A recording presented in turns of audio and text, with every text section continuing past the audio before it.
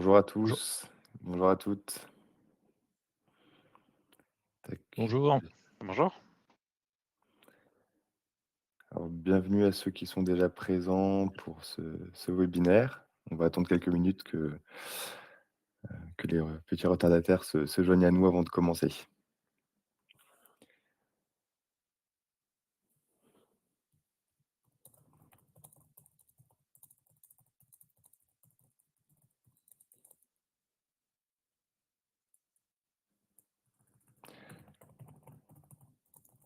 Alors, en attendant que tout le monde se joigne à nous, on voulait vous proposer un premier petit sondage auquel vous allez pouvoir répondre directement.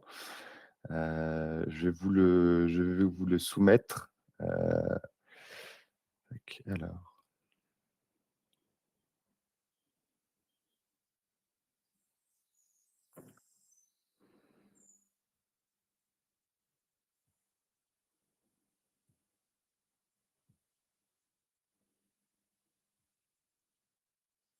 Voilà, donc vous avez un sondage qui s'affiche concernant votre utilisation du guide de modélisation.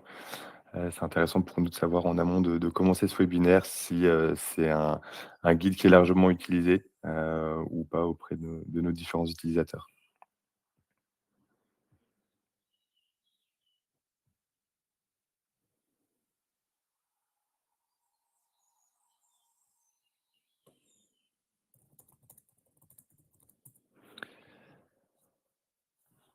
Hem,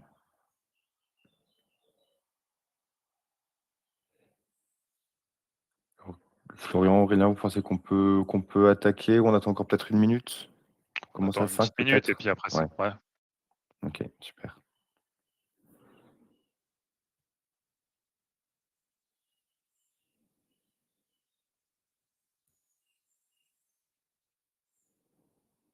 OK, on a déjà pas mal de réponses au sondage. Merci à ceux qui ont participé.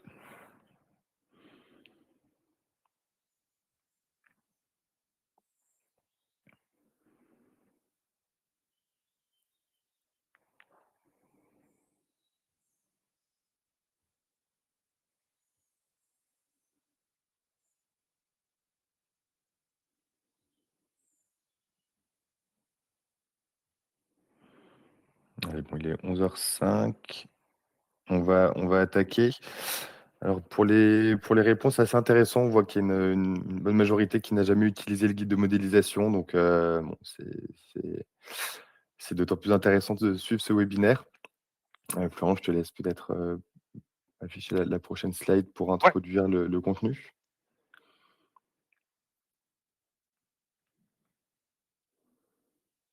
Parfait, merci.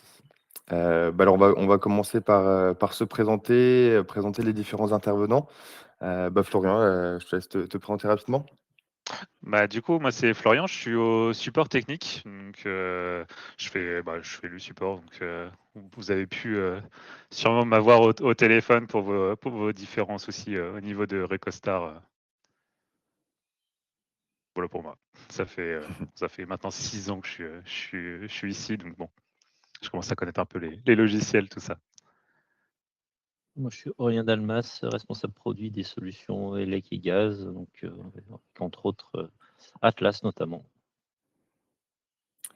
Et moi, je suis donc Thibaut Weber, je suis Customer Success Manager, autrement dit chargé d'accompagnement client et j'ai été mis à contribution aujourd'hui pour, vous proposer ce webinaire qui sera animé en grande partie par Florian, et également par Aurélien pour la partie questions-réponses qu'on aura à la fin du webinaire. Ce webinaire, il a différents objectifs qu'on vous a récapitulés ici, mais que vous avez certainement en tête, hein. Le 1er, c'est de vous aider à naviguer de manière un peu plus fluide dans le guide de modélisation. On l'a vu, vous êtes 48 à ne jamais l'avoir utilisé, donc c'est d'autant plus intéressant aujourd'hui de vous donner les clés pour ne pas vous perdre dans ce guide qui peut être un peu long et ça peut être compliqué de trouver les bonnes informations. Donc l'objectif, c'est de vous aider là-dedans. Dans un temps 2 aussi, de vous aider à corriger et mieux comprendre les différentes anomalies, qui vous sont remontées par Alloué. Et enfin, Florian naviguera dans plusieurs, cas d'usage spécifiques pour que vous puissiez être plus à l'aise et mieux comprendre les différentes, étapes clés du parcours utilisateur dans Atlas. Je laisse la main donc à Florian, comme je le disais, qui va être, l'animateur de ce webinaire, à toi Florian. Merci. Merci.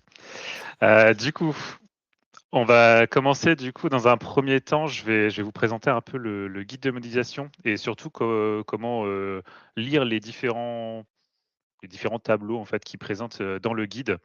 Ensuite, je vais vous montrer comment lire et comment récupérer les bonnes infos dans le rapport d'erreur que vous recevez de Enedis, donc de Aloe. Et ensuite, je vais terminer par plusieurs cas pratiques et donc c'est les erreurs, les plus courantes, que vous pouvez rencontrer et de comment les corriger directement dans Atlas. Donc pour commencer, donc dans le guide de modélisation, je vais d'abord vous rappeler un petit peu ce qu'est, la norme Recostar. Donc, c'est une étape, du nouveau standard, Enedis, qui s'appelle StarElec. Heu, c'est donc le Recostar intervient après toutes les étapes, d'études. On arrive en bout de chaîne avec le Recostar, donc c'est après la phase de travaux pour les recollements de réseau. Le Recostar, il a pour but de remplacer ce que vous faisiez avant, donc le PGOC, donc avec, un peu plus d'infos, surtout des attributs, qui sont liés aux différents éléments que vous allez voir, pendant la présentation du guide. Le Recostar se présente sous cette forme, donc c'est un document, c'est une sorte de document texte sous un format, qui est propre, donc c'est le format GML. Le format GML, c'est un format qui est indépendant des différents formats classiques que vous avez pu rencontrer, donc qui est le format DWG, pour la partie AutoCAD ou la partie DGN, c'est le format GML, ça permet de stocker, aussi ce qu'on appelle des métadonnées. Donc c'est tout ce qui se rapporte à votre chantier. Donc, dans cette métadonnée-là, vous allez pouvoir récupérer, le nom ou les coordonnées du responsable de projet, le système de projection ou des choses comme ça. Donc, qu'est-ce que c'est le guide de modélisation? Donc c'est un peu c'est vraiment le document qu'il faut, toujours consulter quand vous faites du Recostar.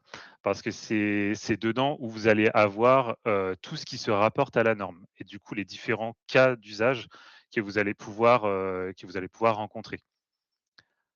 C'est le guide de modélisation, il est présent directement sur notre centre d'aide dans la partie Atlas. Donc vous allez pouvoir le consulter directement.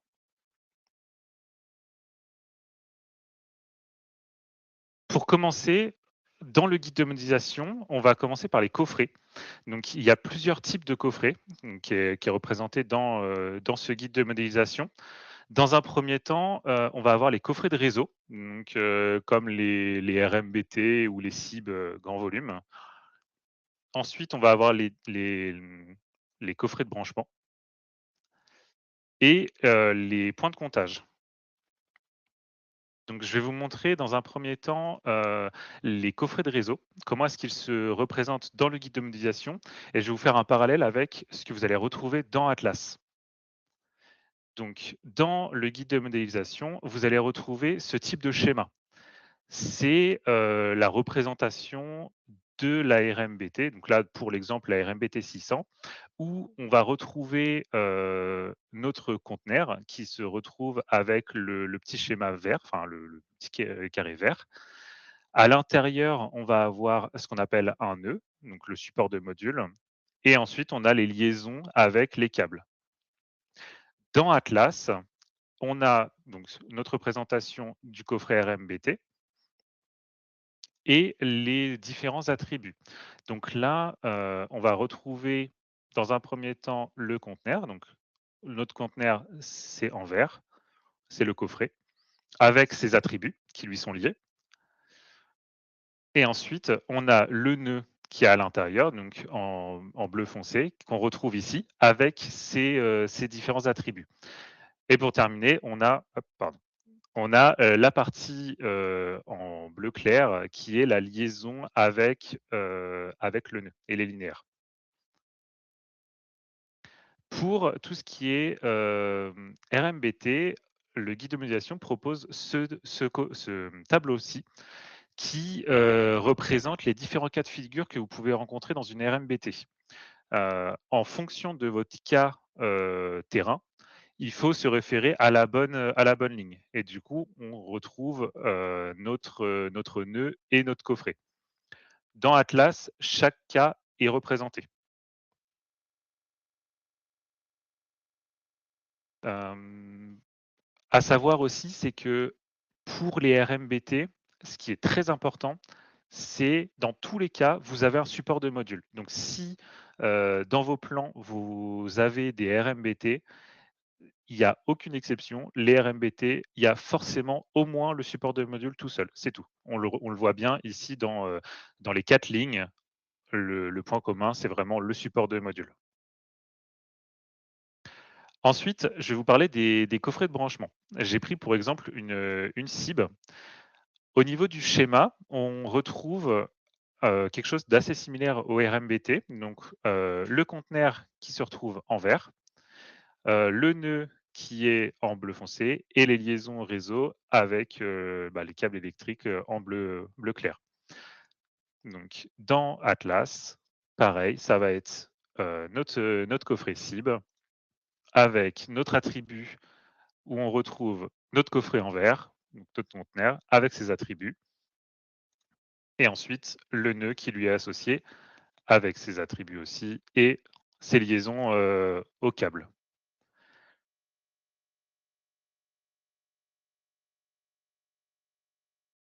On a les points de comptage. Les points de comptage, ils sont un petit peu particuliers parce que là, contrairement au CIB ou au RMBT que je vous ai montré juste avant, lui n'a pas de conteneur.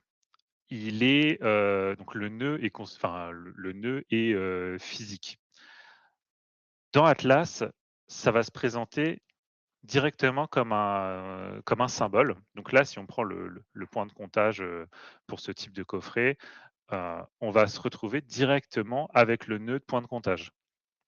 Et donc avec ses attributs et sa liaison réseau. Il n'y a pas besoin, on ne peut pas le relier à un coffret, celui-ci. Il n'est pas lié à un coffret. Au niveau des points de comptage, il y a une exception, c'est pour le coffret C4.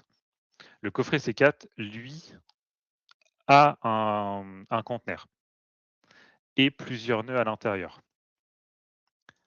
Donc, dans Atlas, on se retrouve comme ça, donc avec notre armoire de comptage. Et ensuite, on va avoir notre coffret, notre conteneur en vert. Donc, on le retrouve dans la petite liste des types. Et ensuite, on va se retrouver avec nos 2 nœuds.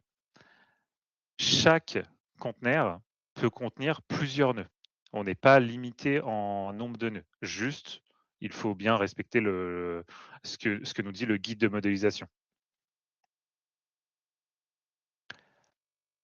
Pour continuer, je vais vous parler des postes et des jonctions. Dans Florian, un premier excuse-moi, je me Ouais, permets de te couper juste entre 2 parties. dis-moi. Je ne l'ai pas forcément précisé en introduction, vous avez à disposition un encart, questions en bas à droite de votre fenêtre, qui vous permet donc de poser toutes vos questions. On y répondra soit au fur et à mesure, Aurélien et moi, au fil de la présentation, ou alors on y répondra à la fin lors du moment dédié aux réponses à ces différentes questions. Donc n'hésitez pas à les poser, c'est dans l'encart questions en bas à droite. Excuse-moi de t'avoir coupé Florian, Oui, je te pas de relaisse la souci, main. merci. Du coup, je continue sur les postes. Les postes, on a 2 façons, de les dessiner. On a, soit les bâtiments, donc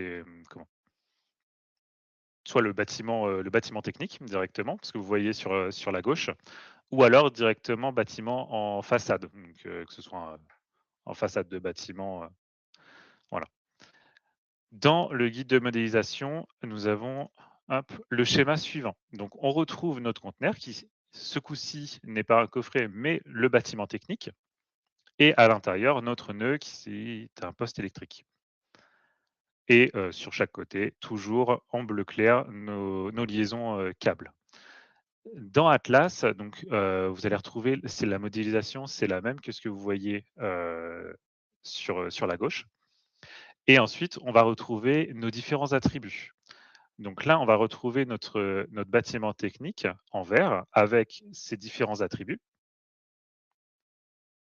et ensuite, le nœud post-électrique avec les attributs. Ce qui est très important pour les bâtiments techniques, c'est que vous avez des attributs obligatoires, qui est le code et le nom du poste.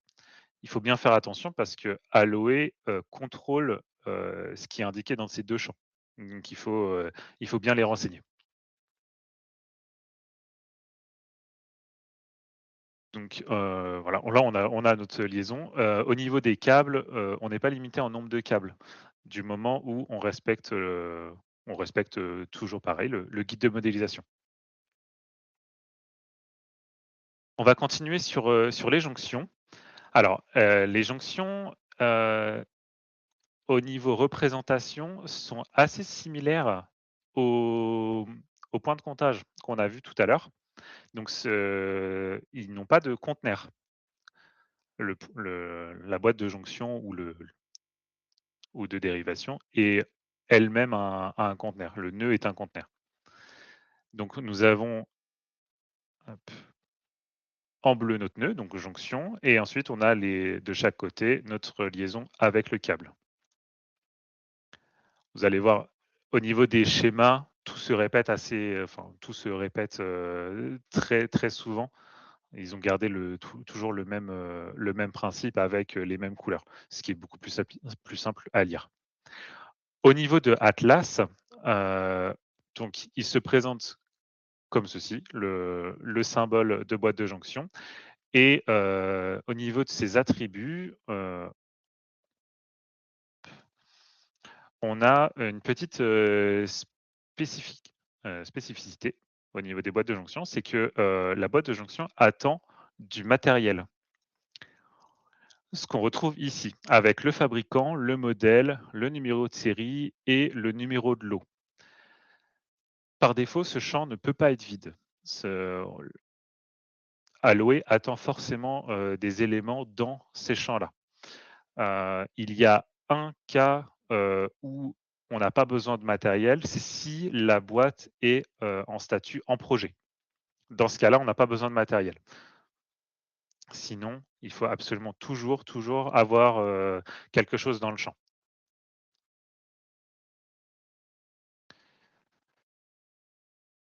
Je vais vous parler aussi au niveau des jonctions, c'est une jonction un peu particulière, c'est, la remontée aéro-souterraine. La remontée aéro-souterraine, donc au niveau du schéma, elle est très similaire. On voit juste au niveau du type de jonction, vous voyez au niveau de jonction, on a la toute dernière ligne, le type de jonction qui est, notifié en tant que remontée aéro-souterraine. Dans Atlas, elle se présente sous 2 formes. Soit la remontée en façade, donc représentée par le petit triangle, avec au niveau des attributs, heu on voit bien au niveau de la nature du support qu'il est bien en mur ou façade de bâti, ou alors directement sur un poteau. Et donc là, on retrouve notre type, poteau avec la matière et la classe. À savoir, c'est que pour la façade, la classe, n'est pas obligatoire. Juste, il faut bien indiquer la matière. Et ensuite, on a le nœud, jonction ou dérivation qui, qui est identique, que ce soit pour la façade ou pour le bâtiment. Attention, on se retrouve, un peu dans le même cas que la slide juste avant, sauf que ce coup-ci, vu qu'on est sur une remontée aérosouterraine dans un conteneur, enfin dans un support plutôt, il n'y a pas besoin du matériel. Il ne faut pas mettre le matériel. Voilà, donc là, hop, on retrouve notre nœud, nos jonctions avec ses attributs. Et donc là, on voit bien le type de jonction en remontée aéro-souterraine. Pour continuer, tous ces coffrets sont reliés forcément par des câbles. Donc, il y a plusieurs types. Donc, soit on a nos câbles réseau qui peut être HTA, BT, branchement, ou alors le câble de terre. On va commencer par les câbles de réseau. Donc, on se retrouve dans ce cas-là. Donc, dans le guide de modélisation, on a ce type de schéma avec notre câble, donc, qui est toujours en bleu clair, et on a un nouvel élément qui est en violet, c'est la pleine terre. La pleine terre, c'est notre cheminement. Je vais vous présenter un peu plus tard les différents types de cheminement enfin, retrouver dans le guide de modélisation ainsi que dans vos plans. Donc dans Atlas, au niveau des attributs, on se retrouve avec notre linéaire, avec ses attributs. À savoir, c'est que ces attributs-là, dans Atlas, peuvent être renseignés automatiquement avec la dénomination de câble que vous retrouvez un peu à ce niveau-là, au-dessus des attributs. Et ensuite, on a notre liaison aux nœuds. Donc, tout à l'heure, on avait les nœuds qui étaient liés au linéaire, et donc là, on retrouve l'inverse, les linéaires qui est lié à plusieurs nœuds. Il faut bien que chaque linéaire ait un nœud en amont et en aval. Il faut absolument qu'il y en ait toujours deux. Et donc là, on retrouve notre attribut, enfin notre cheminement directement. Donc, notre cheminement avec nos différents attributs, faut bien faire attention. Il y a 2 attributs qui sont toujours obligatoires. On a la précision en X et en Z, X, Y et en Z. Ce que j'ai oublié de vous dire tout à l'heure, c'est que sur le schéma, du guide de modélisation, ce que vous retrouvez sur la gauche, vous retrouvez vos attributs obligatoires au niveau de, si on prend le plein terre en violet, en dessous, vous avez les 2 attributs qui sont obligatoires. Et donc pareil pour le câble avec tous les attributs qui sont obligatoires en dessous. C'est la même chose pour les coffrets. Vous allez retrouver tous les attributs qui sont obligatoires en dessous dans le schéma. Ce qui peut répondre à certaines questions de savoir si, tel champ est obligatoire, est-ce que je dois mettre quelque chose dans ce champ? Il faut juste se référer au guide de modélisation et et on a l'info directement sur le petit schéma.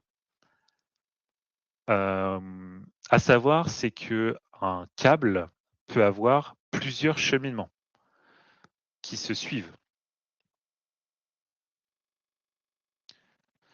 Je vais vous présenter ensuite le câble de terre. Donc, on voit le câble de terre, au niveau du schéma, il se rapproche un peu du câble réseau.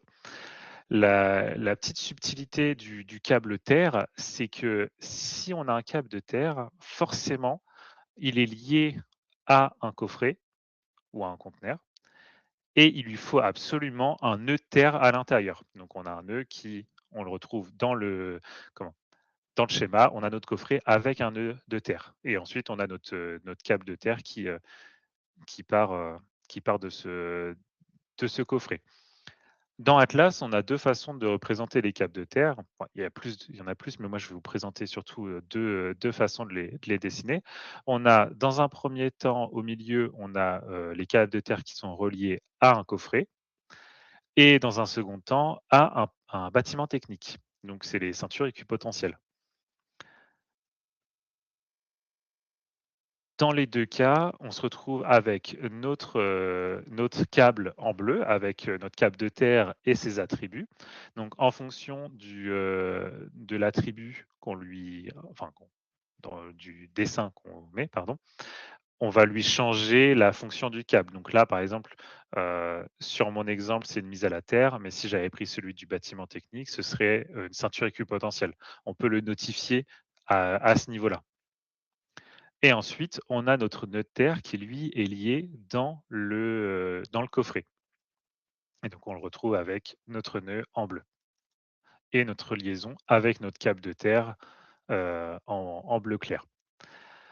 À savoir aussi, c'est que les câbles de terre au niveau des coffrets ne sont pas toujours dessinés. par principe, dans le guide de modélisation, il vous indique que le câble de terre doit être dessiné que si le câble de terre sort du coffret pour s'éloigner. Et donc, dans ce cas-là, il faut dessiner ce câble de terre et indiquer le nœud. Si on ne dessine pas le câble de terre, on ne met pas de nœud dans le coffret. J'ai commencé à vous parler un peu des cheminements. On va continuer sur les cheminements, justement. Il y a plusieurs types de cheminements. On a, dans un premier temps, nos cheminements pleine terre. Ensuite, les cheminements en fourreau, les protections mécaniques ou encore les cheminements aériens. Donc, dans un premier temps, je vais vous présenter les cheminements pleine terre. Les cheminements pleine terre, donc c'est la partie en violette. Donc les cheminements pleine terre, c'est ce qui représente l'infrastructure physique qui contient votre câble. Donc c'est ce que vous retrouvez sur comme je vous ai dit tout à l'heure pour les câbles, c'est ce que vous retrouvez en violet sur le guide.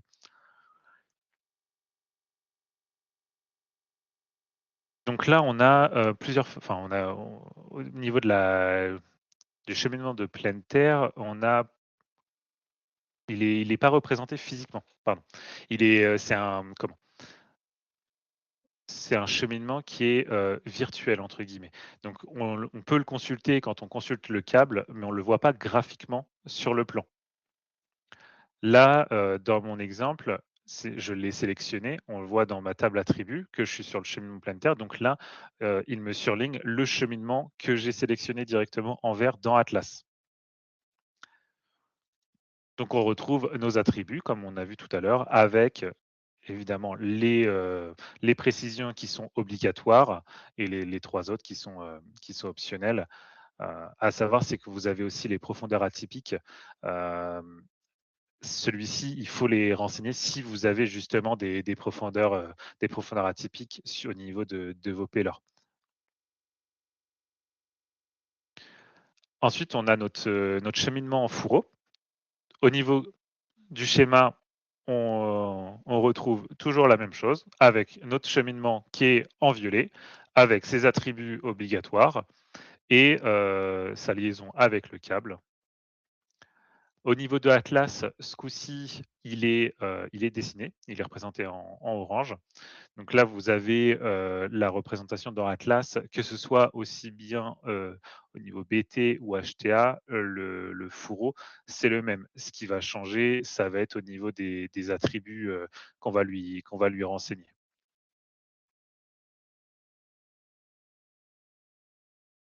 Donc voilà, on retrouve nos attributs avec, il faut bien faire attention au diamètre et au matériel qu'il faut bien indiquer pour nos différents fourreaux.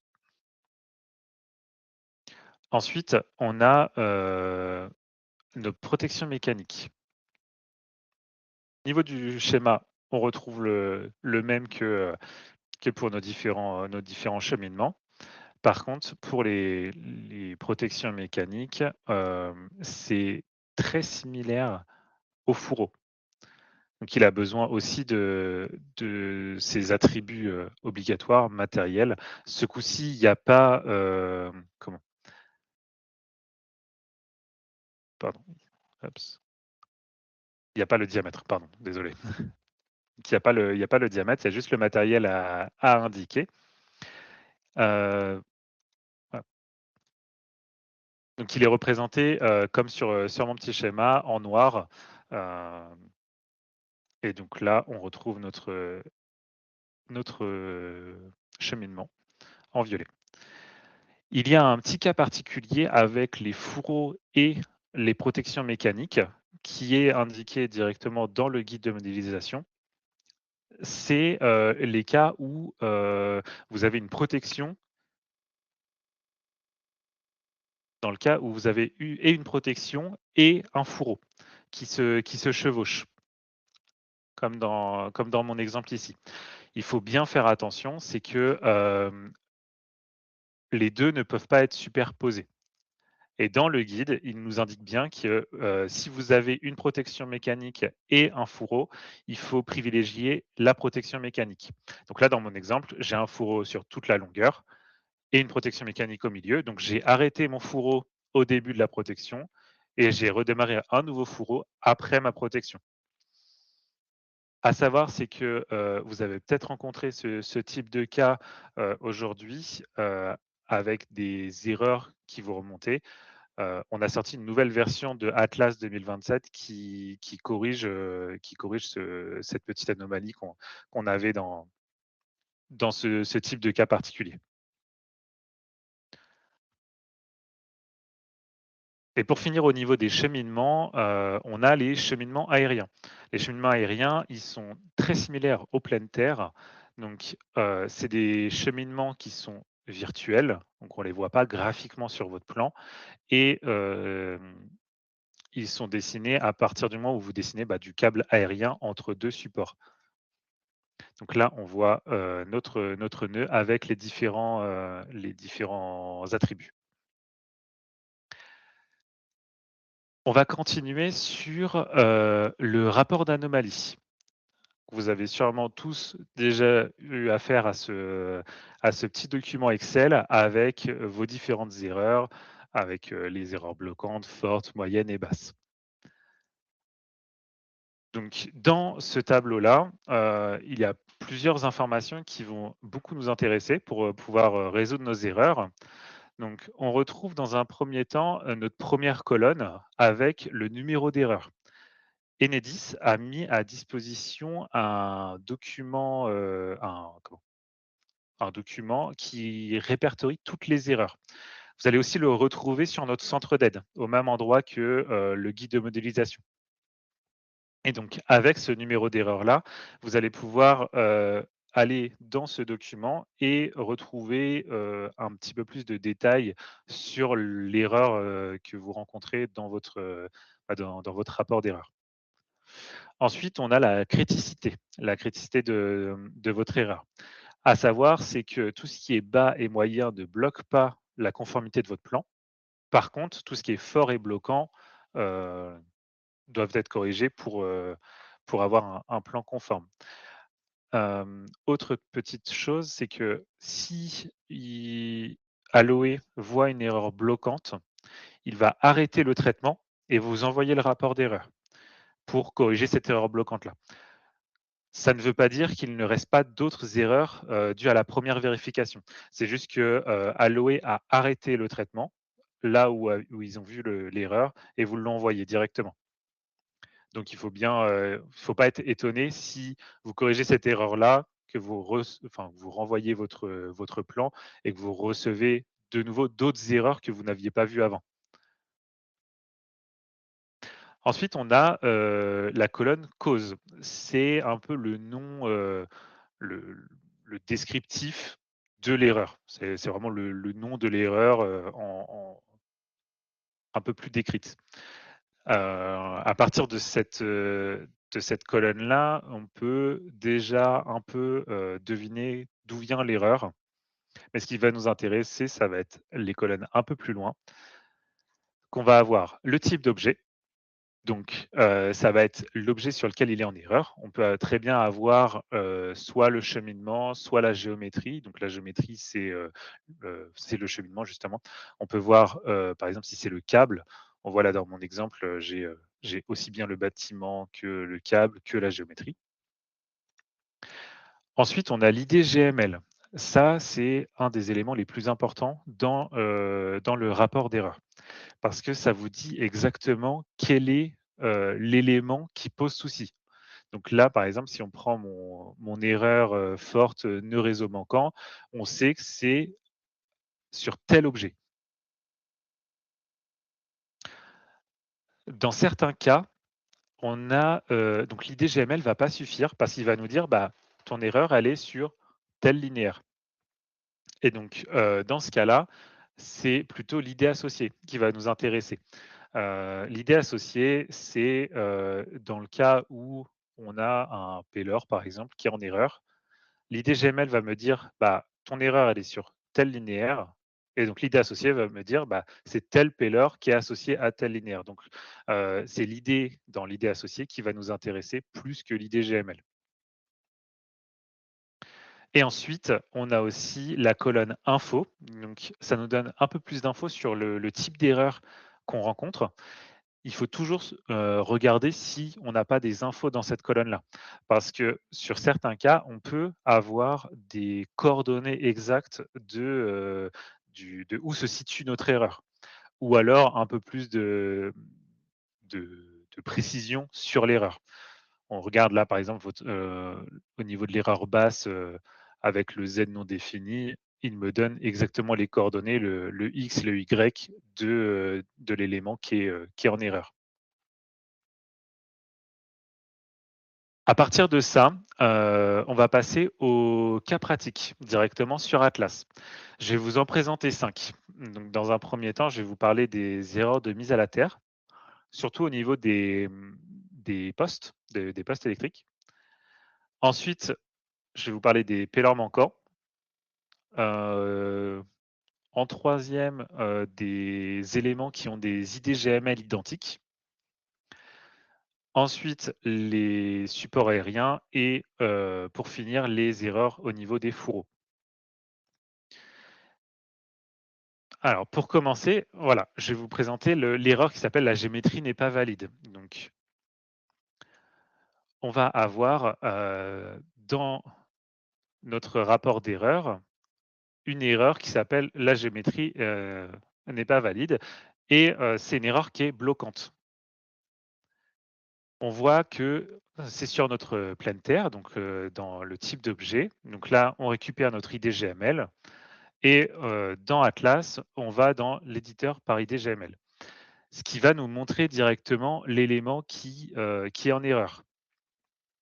Donc là, il nous surligne en vert notre terre et il nous ouvre la fenêtre d'attributs de notre terre. Bon, là, en l'occurrence, comme je vous l'ai montré tout à l'heure, au niveau de la terre, elle est pas correctement dessinée. Il ne faut pas que, les terres soient en forme fermée, justement parce que la géométrie ne sera pas bonne. Donc dans notre cas, il faut absolument la redessiner et partir du coffret et faire le tour de notre coffret,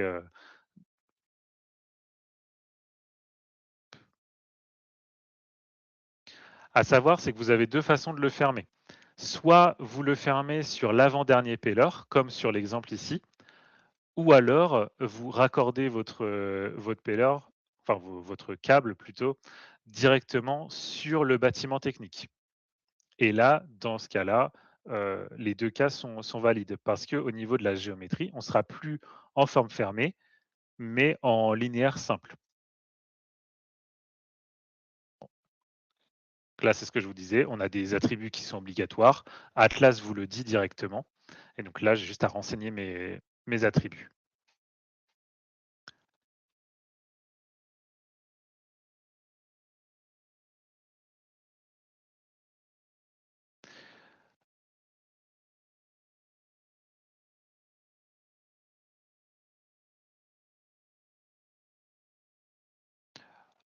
Je vais passer à l'erreur, du sommier qui n'est pas associé, à un payload. Donc, dans notre cas, on a, hop, pardon. Dans notre cas, on a, le rapport d'erreur qui nous met une erreur forte avec le sommet n'est pas associé à un payload, justement. Donc, on va récupérer notre IDGML comme ce qu'on a fait sur l'erreur, juste avant.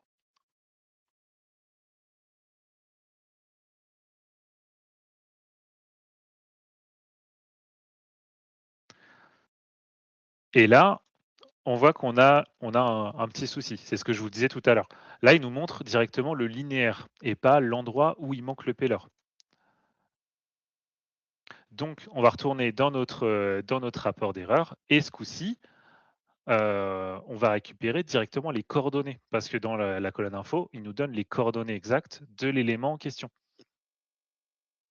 Donc, dans la plupart des cas, j'utilise directement les outils de construction de Atlas pour lui indiquer directement les coordonnées en X et en Y. Donc je les récupère dans mon rapport d'erreur et je peux poser un point à l'endroit où il manque un payload justement. Et donc après, j'ai juste à poser mon payload en question.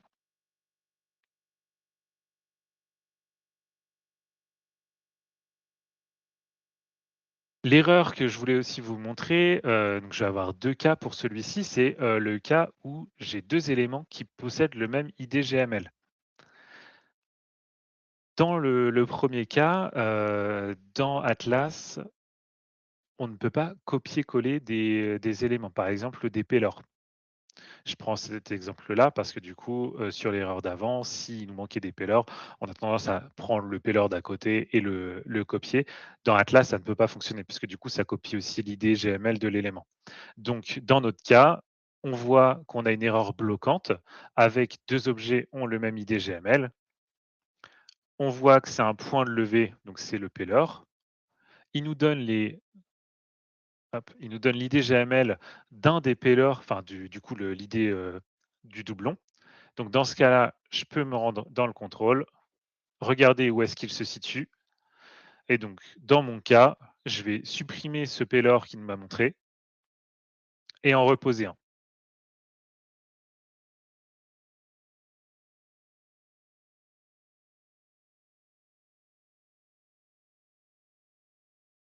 Et du coup là, on voit qu'il a changé au niveau de l'ID. Pour connaître l'ID GML de votre élément, hop, je reviens juste sur la fin. Vous avez juste à glisser votre souris sur le type et vous allez voir l'ID GML de votre élément, ce qui vous permet de vérifier le nom exact et de savoir si ça correspond à ce que vous avez dans votre rapport d'erreur. Le deuxième cas que je voulais vous présenter, hop, c'est le cas des boîtes de jonction. Si vous dessinez votre câble et que vous posez votre boîte de jonction par la suite, vous allez vous retrouver avec ce type d'erreur-là, avec 2 éléments ont le même IDGML. Pourquoi? Parce que si vous coupez un linéaire, si vous coupez votre linéaire au niveau de la boîte de jonction, ce qui est demandé en soi, il faut bien le faire avant d'avoir posé votre boîte. Enfin, il faut même tracer votre linéaire, poser votre boîte et retracer l'autre bout de votre linéaire. Sinon, on se retrouve dans ce cas-là. Donc là, hop, au niveau du nom, il finit par C81 et on voit que le deuxième bout de linéaire, le cheminement s'appelle exactement pareil. Donc dans ce cas-là, pas le choix, on est obligé de supprimer l'une des deux portions et de la redessiner pour qu'il porte un nom différent.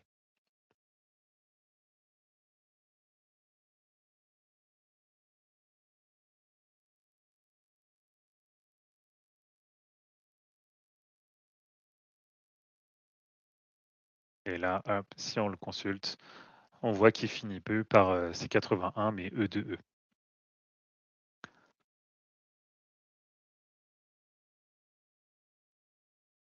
Un autre cas que je voulais vous présenter, c'est le matériel associé à un objet de type boîte, enfin le matériel non associé à un objet de type boîte de jonction.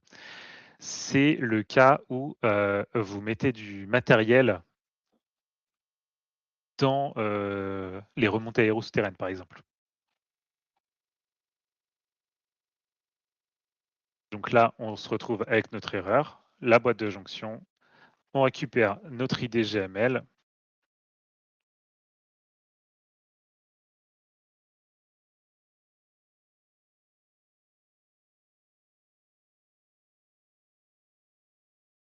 Et donc là, on se retrouve dans le cas que je vous ai dit tout à l'heure, des fois, l'IDGML ne nous sert pas. Par contre, on voit que dans le ID associé, on a aussi un IDGML. Et donc dans ce cas-là, on va récupérer celui-ci. Et là, hop, il nous ouvre directement le nœud qui est en erreur. Et là, on voit qu'on est sur une remontée aérosouterraine avec du matériel.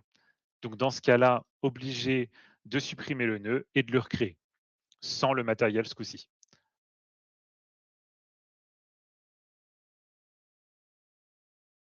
Donc, en renseignant bien mes différents attributs et du coup on se retrouve, dans le bon cas. Pour, terminer, je vais vous parler du coup du cas de 2 cheminements sont superposés. Donc, tout à l'heure, je vous ai dit qu'un linéaire peut avoir plusieurs cheminements qui se suivent, mais ne peuvent pas être superposés. On ne peut pas avoir 2 cheminements au même endroit pour le même câble. Donc là, on se retrouve avec, nos erreurs fortes et au niveau on a notre ID GML et au niveau des infos, on voit qu'on a, 2 ID GML qui, ils nous donnent les 2 ID GML en fait qui se superposent. Donc on peut retrouver d'où vient l'erreur. Quand on récupère l'ID GML, il va nous montrer où est-ce qu'il se trouve et donc là, on est dans le cas particulier que je vous disais tout à l'heure qui est complètement corrigé dans la version, 2027A. Vous pouvez retrouver directement sur notre centre de téléchargement. Donc là, on se retrouve avec notre fourreau, là, on voit bien qu'on a nos plusieurs cheminements. On se retrouve avec notre fourreau, la protection mécanique, de nouveau un fourreau et des cheminements planétaires, ce qui, en soi, n'est pas normal ce coup-ci.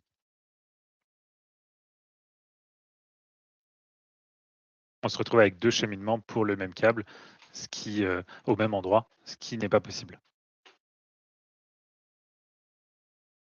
Donc là, en 2027A, il suffit juste de, faire régénérer et du coup, là, on voit qu'au niveau du nombre de cheminements, heu, on est de nouveau le bon nombre de cheminements et on voit qu'on a plus de cheminements qui sont associés. Voilà. Il y a une question pour savoir comment est-ce que j'ai fait pour saisir les coordonnées.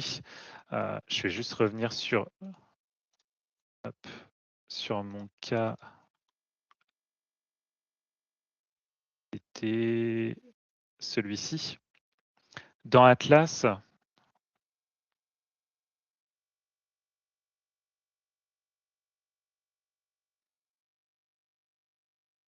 on a les outils de construction.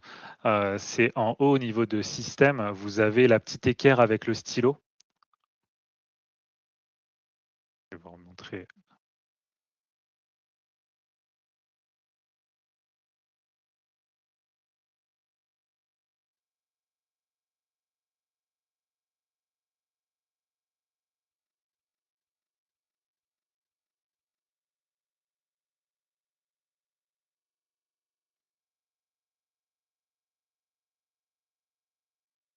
Tac.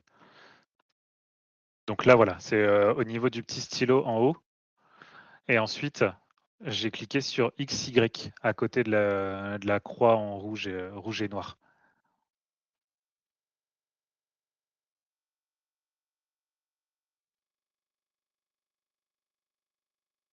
Et donc là, on va pouvoir saisir nos coordonnées directement et du coup, on va avoir un carré noir qui va apparaître. Ce que vous pouvez faire, c'est dézoomer et rezoomer. En fait, le carré noir, il va grossir en fonction du zoom que vous avez. Donc, vous allez pouvoir retrouver plus simplement où vous vous situez dans le plan. Voilà. Donc là, au niveau des cas, c'est ce que je voulais vous présenter.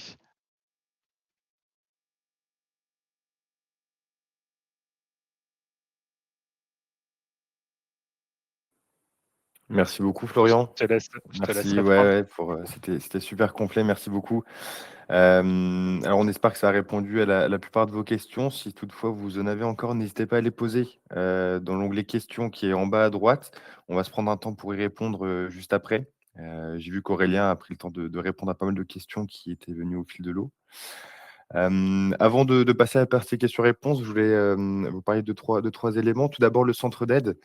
En fait, on a un centre d'aide qui est disponible sur notre site internet et je vais vous pousser un petit sondage à ce sujet de nouveau, pour avoir un peu vos retours sur l'utilisation du centre d'aide. Hem, c'est une ressource qui est très utile. Vous allez retrouver, différents éléments qui vont vous permettre, de vous débloquer de certaines situations en toute autonomie, sans avoir à forcément avoir besoin de passer par le support. Vous y retrouverez notamment le guide de modélisation comme on a pu le dire, à plusieurs reprises. Si vous voulez aller plus Bien. loin aussi, ah pardon Florian, tu voulais compléter? Ouais, juste, il y a Bien le sûr, guide de vas-y. modélisation et le guide des erreurs avec, les différentes erreurs, que vous pouvez retrouver dans le guide enfin dans le rapport d'erreurs justement. Et heu et si vous voulez, aller encore plus loin que ce webinaire, ce qui était très complet, mais qui voilà, ça reste qu'une heure, de temps. On propose différentes formations également. On vous les a listées, en bas à gauche de la slide, les différentes, formations qu'on propose sur Atlas, aussi bien sur la prise en main et la connaissance de l'outil, mais aussi avec des focus plus précisément sur EcoStar. On propose également différents types de webinaires. Vous pouvez tous les retrouver sur notre site internet. Il y en a, différents qui vont être proposés au fil de l'année, aussi bien sur Atlas, que sur Land2Map, qui peut être intéressant aussi pour vous avec des focus sur le Recostar. Donc n'hésitez pas à consulter, notre site internet régulièrement pour voir les différentes dates qu'on propose. On vous a mis un QR code qui vous permet de retrouver, directement l'ensemble de nos formations et donc qui vous redirige vers notre site sur lequel vous pourrez trouver l'ensemble des webinaires également. Ce que je vous propose, c'est qu'on passe à la partie questions-réponses. Aurélien, Florian, je vous relaisse la parole, du coup, pour Oui. répondre aux questions, auxquelles on peut répondre. Si on n'a pas le temps de passer sur toutes les questions, rassurez-vous, on prendra le temps de revenir vers vous avec les questions qu'on ne pourra pas traiter. Parce que je vois voilà, on approche midi déjà, donc on ne veut pas empiéter sur votre pause déjeuner non plus. Donc voilà, dans tous les cas, vous aurez une réponse, que ce soit maintenant ou plus tard par écrit. Oui, effectivement. Alors, je vais essayer de répondre au maximum des questions, mais il y en avait beaucoup, donc merci à vous. Je vais essayer de rassembler quelques questions. Bon, c'est en fonction de la présentation de Florian, hein, qu'elles sont apparues. Donc en fait, déjà, tout simplement, il y avait les questions où trouver le guide, donc je le rappelle, donc sur le centre d'aide. On a vraiment essayé de rassembler, donc au niveau Atlas, là, vous aurez une section Recostar. Ça permet vraiment de retrouver tous ces documents et que, voilà, ça devienne un peu plus un réflexe. Pour certains cas, ça peut être intéressant. Il y a des très bonnes choses faites, hein, comme le guide, hein, qui permet vraiment de se familiariser avec tous ces termes et cetera. Après des questions, pas mal de questions sur les points de comptage. Est-ce qu'ils doivent être obligatoirement dans un coffret? Non, ils ne sont pas obligatoirement dans un coffret. Ils peuvent être à l'intérieur notamment d'une villa qu'on doit électrifier. Donc pareil, ça il y a quelques cas, qui sont, présentés. Donc c'est certains cas particuliers effectivement où des fois les nœuds sont dans un coffret et des fois ils peuvent être, indépendants. Donc voilà, je pense que ça vaut le coup, de regarder, notamment le compteur Linky est, considéré dans la norme comme assimilé à un point de comptage. À Pour savoir, c'est que dans la présentation, j'ai pris des cas, qu'on rencontre, assez régulièrement, mais dans le guide de modélisation, on a aussi des cas particuliers que je vous ai pas listés. Je vous laisserai aller le voir directement dans le guide de modélisation, mais ils ont listé pas mal de cas particuliers, que vous pouvez rencontrer sur le terrain. Hem, alors j'ai des questions sur le certificat, donc Aloe qui revient, non conforme et finalement qu'il y a des différences entre nous, ce qu'on peut avoir dans le contrôleur. Alors c'est quelque chose qu'on essaie effectivement d'améliorer. On n'a pas forcément accès, et on n'a même pas accès à, exactement ce que fait leur côté ce que font, Enedis de leur côté. Alors on a beaucoup de réunions avec eux pour essayer justement d'avoir tout leur contrôle et cetera, mais ça évolue des fois assez vite de leur côté. Ils changent, des fois ils reviennent en arrière, donc voilà. Ça reste, effectivement le certificat LOE qui est le certificat, officiel. Nous, on fait un contrôleur pour vraiment aider au maximum dans la topologie, dans savoir si tous les attributs sont remplis. Mais alors voilà, on va s'améliorer dans le temps, mais il y a encore, un peu, des différences, qu'on essaye de combler au maximum. Hem, J'ai d'autres questions sur les boîtes de jonction, pas mal de questions sur les boîtes de jonction sur les, noms, fabricants, modèles et cetera. Donc ça, il y a une liste proposée par Enedis. Alors je pense qu'il faut qu'on va essayer de le rajouter peut-être dans le centre d'aide parce que ça Ouais. peut être, le seul, heu pourquoi on l'a pas tout de suite mis? C'est qu'au départ, cette, liste fournie par Enedis, elle a un peu évolué. Donc voilà, maintenant je pense elle est bien, finalisée, on va dire. Donc on va pouvoir vous la mettre en lien et donc vous aurez la liste, donc c'est un tableau, enfin c'est un fichier Excel où il y a, le fabricant et le modèle, et donc vous, il faudra que vous remplissiez, le numéro de lot et le numéro de série. Et ça, on va le mettre parce que je pense que ça vous aidera à aller, aussi plus vite, pour remplir ces éléments et pas avoir de retour de la part d'Aloé. Hem, bon après, j'ai essayé de répondre à des questions alors qui sont des fois un peu plus, spécifiques. Heu, je Florian, si tu vois aussi des questions qui pourraient être intéressantes, Ouais, n'hésite pas. justement, là, je viens de voir une question où quand on pose un payload manuellement sur un linéaire, le retour alloué est non conforme avec le Z du sommet n'est pas cohérent avec le Z du payload. En fait, c'est parce que dans ce cas-là, il faut reprendre comment? Le sommet et l'accrocher sur le payload. En fait, c'est comme si vous posiez donc vous avez votre linéaire qui est à 0 et votre payload qui est au-dessus. Graphiquement, vu qu'on est en vue de haut, il semble sur le linéaire, mais dans ce cas-là, il faut bien poser votre payload et reprendre votre nœud et l'accrocher sur le centre du payload. Ou alors poser un point topo et dans ce cas-là, là, vous aurez pas ce souci. Je ne sais pas si ça a été clair. Ah, ça a l'air, il y a des petites, Je vois petits ça. pouces en l'air. J'ai, une question, sur, l'utilisation possible sur le terrain. Donc effectivement, c'est ça l'intérêt aussi, enfin de faire un mix terrain, bureau, notamment avec Land2Map. Donc là, il y a une question, sur est-ce qu'il y a un thème, Land2Map Recostar? Bah oui, on a fait un thème aussi, Recostar Land2Map. Donc vous pouvez aller sur le terrain, lever, en mode Recostar directement sur le terrain en peut-être, laissant tout ce qui est, on va dire, information plus technique, peut-être pour quelqu'un qui est plus au bureau, mais vous pouvez faire, une grosse partie, sur le terrain, fournir ce GML et le compléter au bureau, via un atlas et ça peut être, un vrai intérêt pour vous de alors il faut voir après si chacun comment, les personnes sur le terrain est-ce que se sentent à l'aise, mais ça permet vraiment d'optimiser tout ça et petit à petit de leur donner de plus en plus de responsabilités sur le lever, et voilà, de fonctionner comme ça peut être un bon moyen d'optimiser et d'aller plus vite pour certains cas.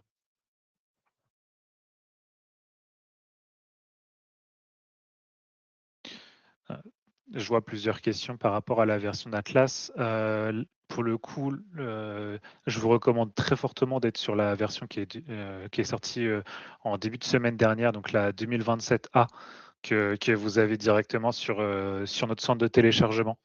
Parce que pour le coup, ça a corrigé pas mal d'erreurs au niveau de Recostar et des choses comme ça. Donc, c'est Des cheminements, ouais, notamment. Tout à fait. c'est ça, tout à fait. Oui, donc c'est la 2027A, donc ouais, elle est disponible sur le centre de téléchargement, effectivement. Alors il y a beaucoup de questions, effectivement, on va avoir du mal à répondre à tous, en tout cas pendant cette intervention.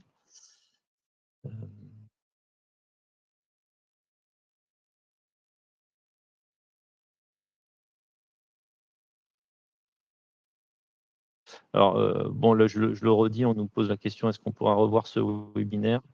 Donc effectivement, il vous sera envoyé, hein, le replay sera envoyé donc pour toutes les questions. Il y avait des questions, Florian, il se demandait comment tu avais pu, chercher par coordonnées. Oui, Je justement, c'est pour pense, ça que j'étais repassé dessus. Donc c'est avec voilà. les outils de construction, c'est avec la petite équerre qui est en dessous de système dans Atlas.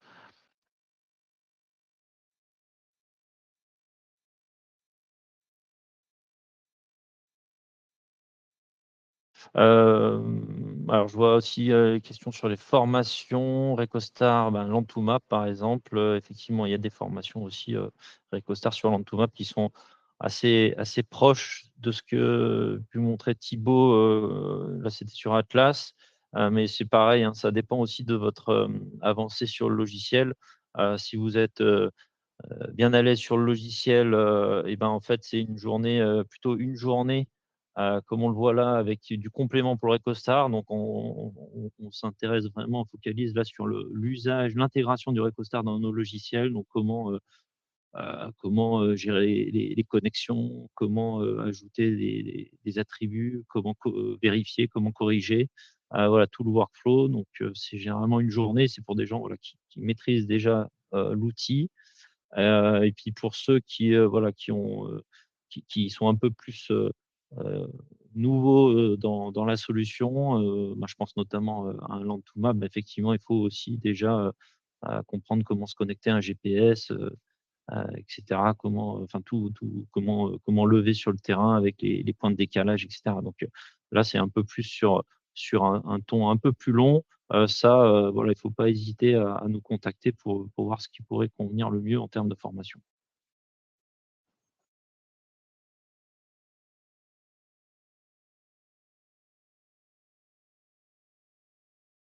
Alors, je vois plusieurs questions par rapport à l'éclairage public sur EcoStar.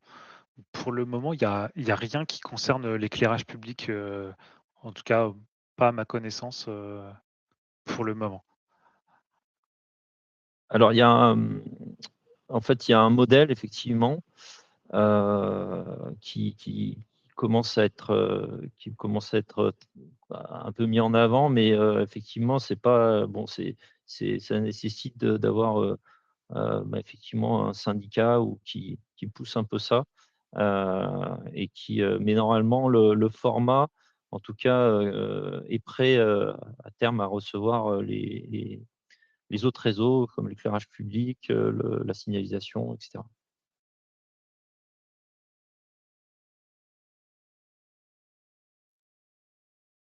Bon, bah, je pense que ouais, on va pas réussir à répondre à tout, mais on Ouais. va prendre toutes les informations pour vous répondre par la suite. Hem, pour conclure, on reviendra vers vous très rapidement avec, alors comme on l'a dit, le contenu de la présentation, un lien, de replay également du webinaire qui vous permettra de le visualiser à nouveau, et une petite enquête de satisfaction pour s'assurer que vous étiez, pleinement satisfait du contenu de ce webinaire et s'assurer qu'on avait bien abordé les bons sujets. Hem On viendra également vers vous, comme le disait Aurélien, avec les différentes réponses aux questions qui n'ont pas pu être abordées, là pendant le temps d'échange. Merci à tous pour votre venue, pour votre participation, pour vos nombreuses questions. C'est aussi important d'avoir un webinaire qui vit avec des interactions, donc merci pour ça. On espère vraiment que ça a répondu à la majorité de vos questions et ben, je vous souhaite une très bonne journée, bonne fin de semaine et bon appétit à toutes et à tous. Merci beaucoup. Au revoir. Au revoir. Au revoir.